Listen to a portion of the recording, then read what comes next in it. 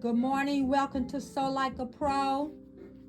I was watching this quilting show, and this lady was making this woven project. You can use a jelly roll.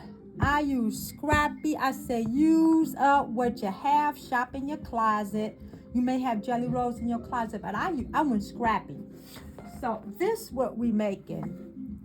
We're gonna weave it together to create. You can use this to create a pillow. I'm gonna use it for a tote bag.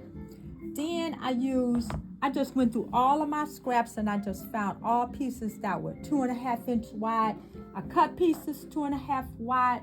I used the serger to put them together, and I used this quick turn to turn them. They turn quick, fast, easy because they so wide. So you're going to create 1-inch strips, and then I press them so they'll lay nice and flat. I press my seam over so they create like a crease on the one side, and then they lay nice and flat.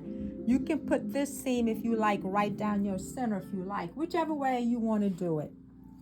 Then I measured mine a 19 by 18. So that when I use my masking tape to create my grid, I went from one corner to the other. It created this diamond pattern. So I have a diamond pattern. Instead of just a square on the angle, it's a diamond. So let me show you how to do this. You want to cut your strips. So I needed almost 40 strips for each bag. So I stitched down the one side, the entire side. I lined them up. I left my seam allowance on both ends.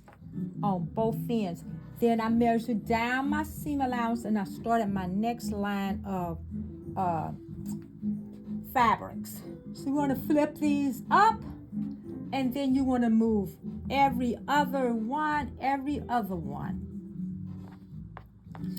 So if I move every other, then after I get the first one woven, I try and put my colorways together where they look good with each other. Whoops!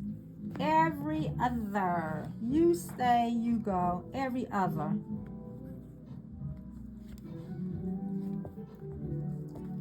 Then I'm going to bring the first one down and then flip these back.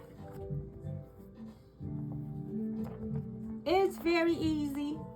It's time consuming. You may want to take one day to serge find all your strips, another day to sew all your strips together, and then another day. Now here's my back of my fabric cut to the size that I want to finish it. I have a fusible interfacing stitch around the entire thing, so you can press it in place so it don't move, or you can quilt it. I decided it's nothing on the back of the first one I did. So I quilted that one down. This one, I saw another video where she put down a bunch of buttons. She created a grid on a plain piece of fabric and stitched the grid. So after I get this, then I want to go and grab the opposite one and do the same thing. Just every other one. The other one is laid down. Now I want to weave the next one.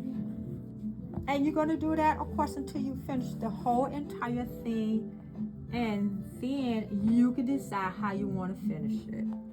Then I bring these back. It's every other one. And you're really not going to see how beautiful it looks until you finish the whole thing. And this is the bag that you're going to want to keep, or pillow that you want to keep. The other thing is, a lot of times when I create a quilt, I have leftover squares. So I took this and stitched them together, quilted them. This time I used a 60-degree angle. I embroidered my granddaughter initials on it.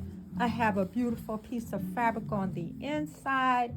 And this, I showed you how to make this tote before. And I just quilted it together. So that's just the difference. It don't need lining because it's already lined. I serged the edge of it to finish the edges of it. So God bless all your quilting, knitting, crocheting projects. And make sure that you do something for charity. Pay it forward. It's a blessing. It says, those who lend to the poor, God will repay. Have any questions or comments? Let me know.